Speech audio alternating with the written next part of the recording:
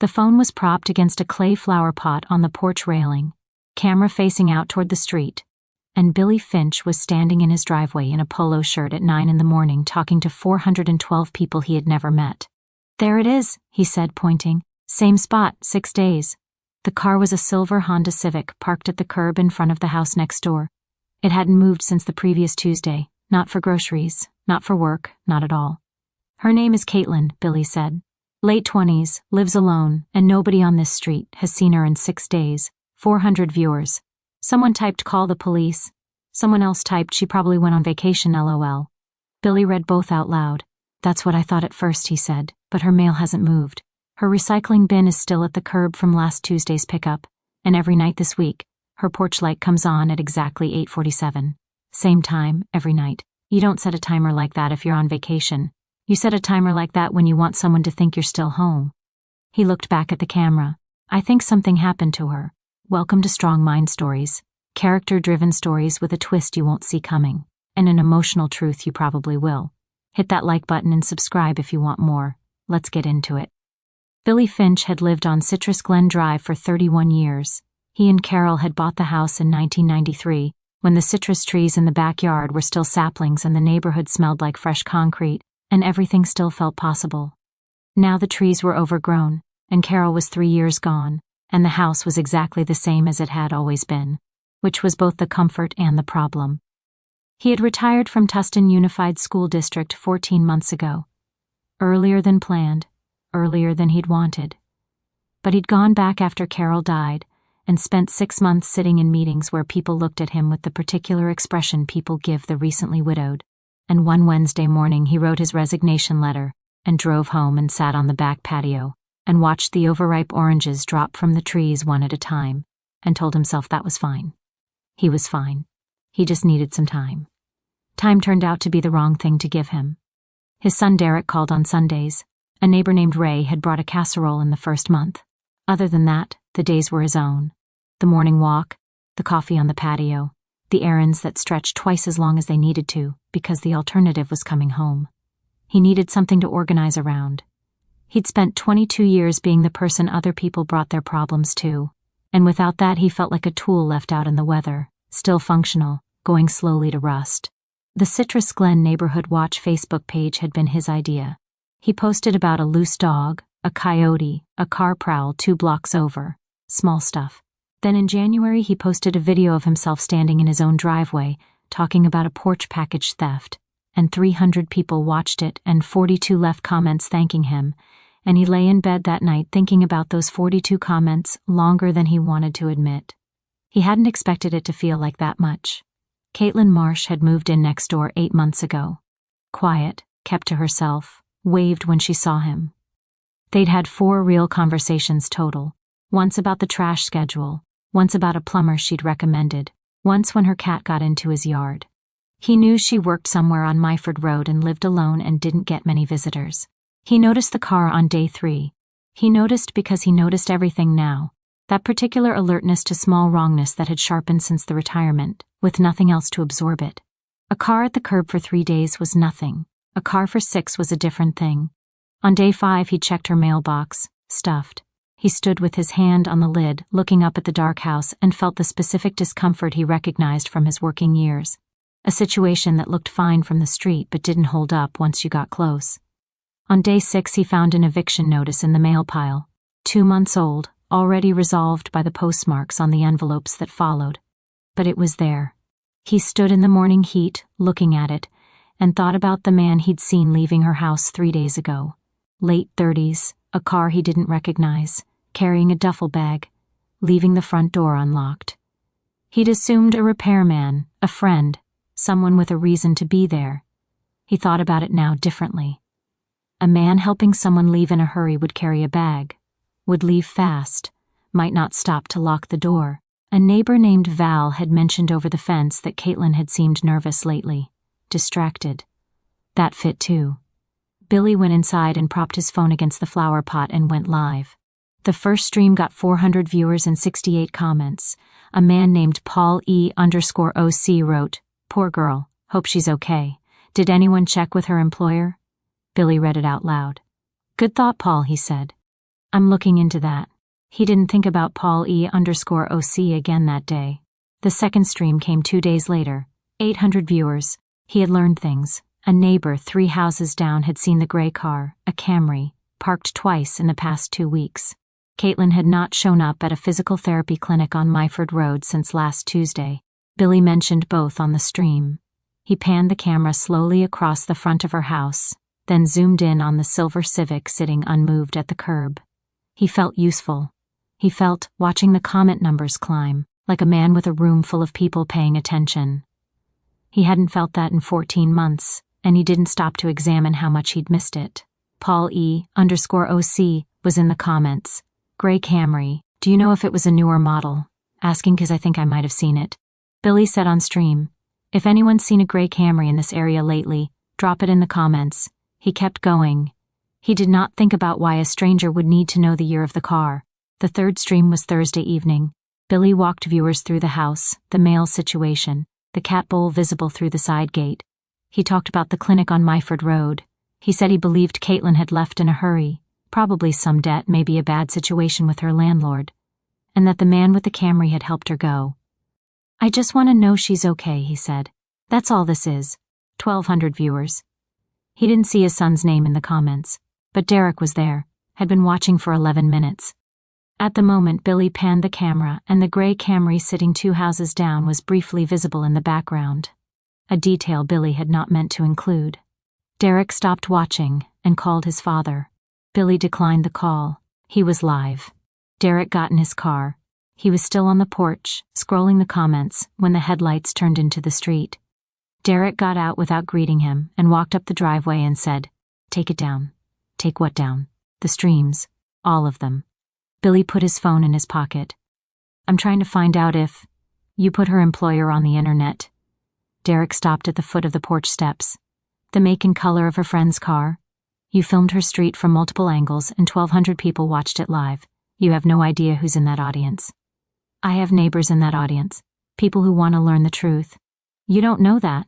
The heat moved through Billy the way it always did with Derek now. Not anger exactly, more like friction, 2 surfaces that had been rubbing the wrong way for long enough that neither of them remembered when it started. "I spent 22 years making sure things didn't fall through the cracks," he said. "That's what I know how to do. And there is a young woman next door who has been gone for a week and nobody else is. She's not missing, Dad." Flat, careful. "People leave, they move. They don't tell their neighbors. That's not a crisis, it's just someone living their life. You didn't see the mail, I saw the stream." Derek looked at him steadily. "All 3 of them. You know what I saw? I saw you pointing at a dark house like you'd found something nobody else could. Reading comments out loud, panning the camera." He paused. "You had 1,200 people watching you, Dad. And you liked it." The word liked landed hard. Billy opened his mouth. "I'm not saying it to be cruel." Derek's voice didn't change. "I'm saying I know what it looks like because I've been watching it for a year. The Facebook page, the neighborhood watch reports, the casseroles you bring to people you barely know. You are not okay, and you are filling it with other people's problems because sitting in that house with your own problem is too hard." The street was quiet. A sprinkler cycled on down the block. "You don't get to diagnose me," Billy said. "I'm not diagnosing you, I'm telling you what I see." "Then look somewhere else. Dad, she is out there somewhere and I don't know if she is okay." Billy's voice came out rougher than he intended. He didn't try to smooth it. "I know that makes me seem like some sad old man with nothing better to do. I know that's what you see. But I'm not going to stop because it makes you uncomfortable." Derek looked at Caitlin's house for a moment, then back at his father. When he spoke, his voice was quiet, almost careful, like he'd chosen the words in the car on the way over. "You didn't notice her," he said. "You broadcast her." Billy said nothing. Derek left. He didn't take the streams down. He told himself he was close. A comment on the third stream, from a neighbor who recognized the car from the clinic parking lot, had given him a name, Yusuf. She'd worked with a man named Yusuf. 40 minutes on the clinic's website confirmed it. Yusuf Okafor, mid-30s, staff page, photo matching the man he'd seen. He drove to the clinic Friday morning and waited in the parking lot until the gray Camry pulled in. Then he went inside. Yusuf was at the front desk. Billy didn't waste time. "You know Caitlin Marsh," he said.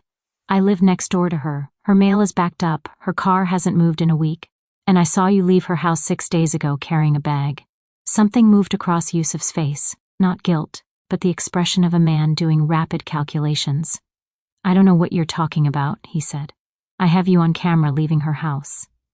That was not entirely true. Yusuf's jaw tightened, which told Billy it was true enough. I need you to leave, Yusuf said. Is she okay, yes or no? Sir, that's all I'm asking. Billy's voice came out louder than he meant. A woman in the waiting area looked up. Is she physically safe? Just tell me that. You need to leave right now. Yusuf came around the desk and moved toward the door, clearly expecting Billy to go through it. Billy didn't move. They stood 2 feet apart in the small lobby, neither of them going anywhere. Get out of my way, Billy said. Leave the building. Tell me she's safe. I am calling the police. Then call them. For a moment neither moved. Then Yusuf put his hand flat against Billy's chest and pushed, not violent but firm and final.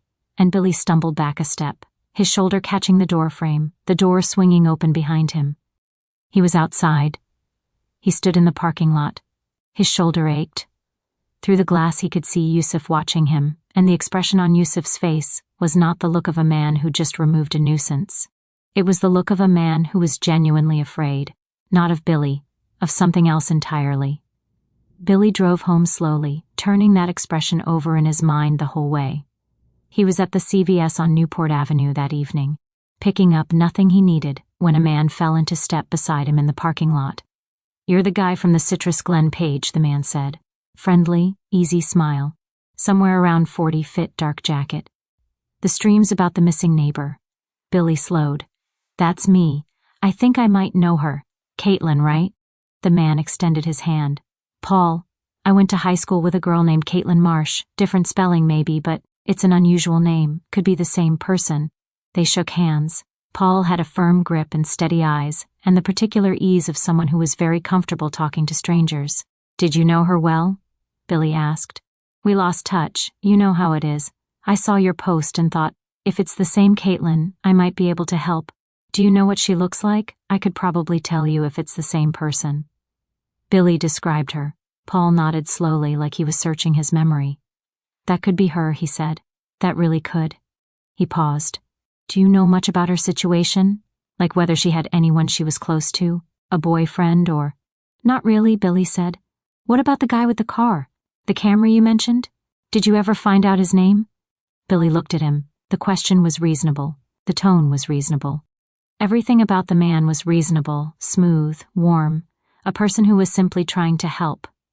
And yet, Billy had a feeling he could not immediately explain, a wrongness, small but distinct, like a sound slightly out of tune. He could not name what had triggered it, he just felt it. I'm still looking into that, Billy said. Paul nodded. Well, if you find out anything, let me know. I'm on the neighborhood page. He smiled again and walked toward the store entrance. Hope she's okay, he said without turning around. Billy stood in the parking lot and watched him go. He sat in his car for 10 minutes before he drove home. He kept thinking about the question. Did you ever find out his name? There was nothing wrong with the question itself. But something about the timing of it, the specific focus of it, sat wrong in his chest. He went through the 4th stream when he got home, shorter, distracted, mostly recapping what he knew. He mentioned Yusuf by name without meaning to. He panned the street twice. 40 minutes after the stream ended, a comment appeared from Paul E_OC. Yusuf you mentioned. You said he works at the clinic on Myford. I think I might know him. What does he drive again? Billy read the comment 3 times. He had said a clinic on Myford Road in the 2nd stream. He had not said which clinic. There were 4 clinics on Myford Road. He went back through the recording and confirmed it. He had never said the name. He opened Paul E_OC's profile. Account created 8 months ago. 11 friends, 4 posts, all shares of local news articles, nothing personal. Profile photo was a mountain landscape, no face. He had been a member of the Citrus Glen neighborhood watch page since October. Not a single post until Billy's first stream. Billy clicked to Caitlin's Facebook profile. It was mostly locked down. She'd tightened things sometime in the past few months. But her friends list was still visible. He scrolled it slowly. Paul Arante. He sat back from the screen. He looked at the name for a long time. Then he opened Paul Arante's full profile. 8 months old, sparse. A man who had built just enough of an online presence to look real from a distance. He went back to his streams. Paulie_OC had watched every single one.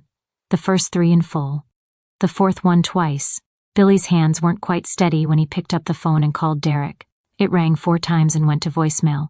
He called again. Then he texted, "I did something wrong. I need you to come." He was sitting on the front step when Derek pulled up 40 minutes later. Derek got out of the car, looked at his father's face and sat down on the step beside him without a word. Billy showed him everything. The profile, the connection to Caitlin, the watch history, the CVS parking lot, the handshake, the questions that had seemed friendly in the moment and now sat like a stone in his stomach.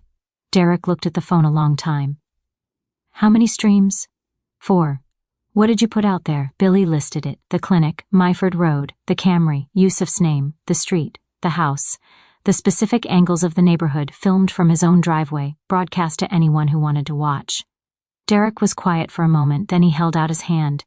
"Give me the phone." He called the clinic, got through to Yusuf and said, "My name is Derek Finch. My father is the man who came to your clinic today. I need 60 seconds before you hang up." Billy watched his son's face through the call. Watched it change when Yusuf started talking. Derek's jaw tightened once, then again. He said, "There's a man named Paul Arante. He's been watching every stream my father put out. He's in her friends list." A pause. "How long has she been hiding from him?" Another pause. "Okay, right now, yes." He hung up and stood. "She's at his apartment," he said. "He's going to call her right now. She needs to move tonight." He looked at his father. "Go take down the streams." Billy took them down, all 4. He went through every comment thread and deleted anything that contained Yusuf's name, the clinic, the car. It took 25 minutes. When he came back outside, Derek was still in the driveway, hands in his pockets, looking at Caitlin's dark house. "She went dark 2 months ago," Derek said. "Told nobody. Left the car to make it look like she was still there. She did everything right." He paused. "Paul had already found her workplace before your first stream. He had the neighborhood. But the streams, he got the rest from the streams." Billy nodded. "She's okay," Derek said. "Yusuf got to her. She's moving tonight." A beat. "She asked not to speak to you right now. That's fair, Dad." Derek turned to face him. "I need to say something. I know. I've spent a year watching you pour yourself into everyone else's problems. Every noise complaint, every casserole, every Facebook post about someone's dog. And every time I said anything, you told me I didn't understand. That you were helping." He stopped, started again. "Tonight you almost got a woman killed because you needed 1,200 strangers to watch you point at her house." Billy said nothing. There was nothing to say. "I know why," Derek said. "I know exactly why. Because I've been calling you on Sundays for a year, and we talk about the neighborhood and the weather, and we never talk about Mom. And He stopped. His voice had shifted, lower, less controlled. "I've been losing you too, since she died. Not all at once, a little bit every week. Less of you each time I called. The word Mom did what it always did." Billy felt it move through him. "I didn't know that's what you were feeling," he said quietly. "I know you didn't. I thought the Sunday calls were obligation. I thought you were going through the motions. I was trying to hold on to something." Derek looked at him directly. "And you kept not being there to hold." The street was quiet around them. The porch light came on automatically at 8:47. Billy's porch, same as Caitlin's, the same timer logic he'd identified 6 days ago. He looked at it. "I don't know how to be in that house," he said. "Without her in it. I walk around in there and I don't know what I'm supposed to be doing." He paused. The streams felt like having a room full of people again. The comments, the questions. It felt like being needed. Derek didn't answer right away. When he did, the controlled frustration Billy was used to was gone. What was left was something older, something that had been sitting behind the Sunday calls for a year, waiting for exactly this conversation. "I know, Dad," he said. "I know that's what it was." They stood in the driveway. Neither of them moved toward the house. The city made its low, steady noise around them. The freeway hum, a dog barking somewhere, the sprinklers cycling on down the block. "I don't know how to do this," Billy said. "Any of it." "I know," Derek said. "Me neither." They stayed out there a long time. 2 weeks later, a message came from a number he didn't recognize. "This is Caitlin. Yusuf gave me your number." I wanted you to know I understand you didn't mean for it to go the way it did. Paul already had my neighborhood before your first stream. You didn't start it, but you made it easier for him. He read it twice. I'm somewhere different now, I'm okay. I thought you should know that. He typed back, I'm sorry, I'm glad you're safe. He sat with the phone in his hand for a moment. Then he opened his camera roll. The thumbnail from the first stream was still there, his own face, mid-gesture, mouth slightly open, one hand pointing at her empty driveway. 412 viewers. He looked at it for a long time. There was a moment, small, honest, embarrassing, where he almost didn't delete it. A half second where something in him wanted to keep the record that people had watched. That he had mattered to someone that morning, that the room had been full. Then he deleted it. He put the phone face down on the kitchen table and went out to the back patio and sat in the same chair he'd been sitting in for 14 months, under the overgrown orange trees, in the house that was his now and no one else's. He sat there for a while. Then he called Derek, not on Sunday, just because. Derek picked up on the second ring. Thanks for listening. If you want more stories like this, subscribe.